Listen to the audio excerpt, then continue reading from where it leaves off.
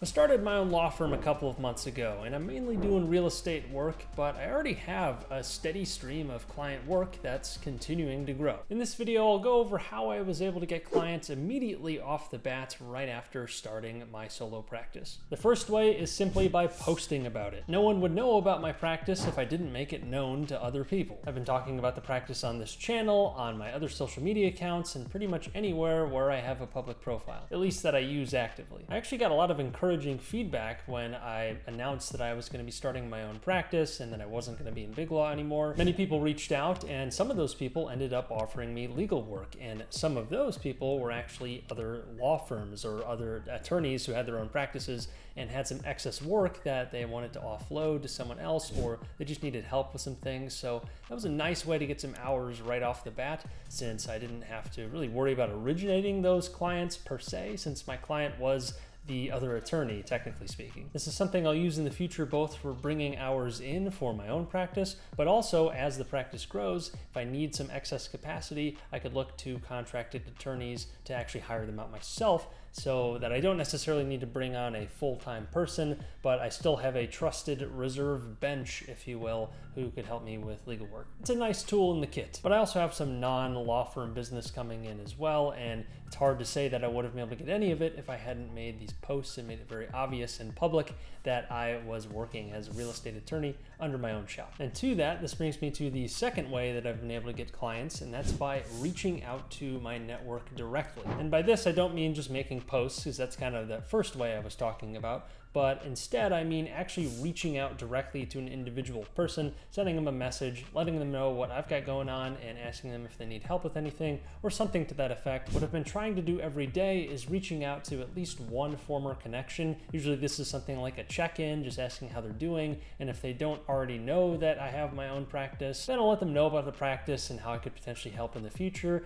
and then at least I know that they know. You never know what those people might be going through, and you never know if they might know someone else who has something that you could potentially work on, so it's worth checking in, and plus it's good just to keep up with your existing network, since what's the point to having a big old network if you don't actually check in with people and know what's going on? So I definitely want to keep that habit going for the long run, and that extends well beyond just law. The third way I've been able to get clients has been a pretty unexpected one, and that's posting on freelance sites. As an example, I made a quick profile on Upwork, which is one of the big freelancing sites, and offered my legal services there. And I've had quite a few people reach out through these sites, and a number of them have become clients and paying clients at that. And I can't say I was expecting to get leads from these sorts of sources when I was starting the practice, but I'll definitely take them. It can be a little bit tricky to actually negotiate things on the platform, because often you're not really going to know what you're getting into until you really start getting into it. And the way a lot of these sites work is they have you set a fixed price on things, or you negotiate some sort of price there. So there are definitely some mechanics to work out there, and every platform's going to have its own terms, but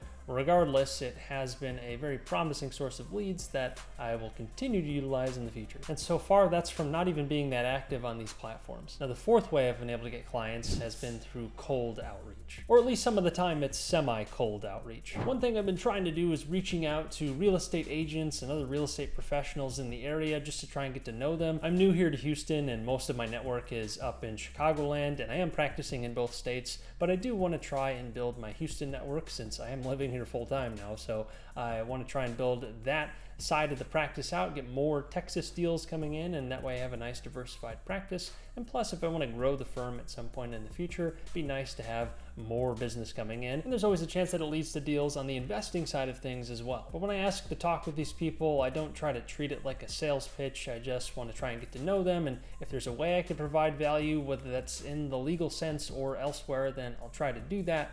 But regardless, it's just trying to meet people, and it's really going to hurt to have more perspectives and more people that you know in the area. And one thing I'll include in this category is attending events, specifically networking events or real estate specific meetups, or a lot of those. And since I'm a real estate attorney, it helps to actually go for that sort of focused sort of networking event. But I found that there's a lot of free events that I can attend, including ones hosted by real estate agents, real estate investor networks, and those sorts of things.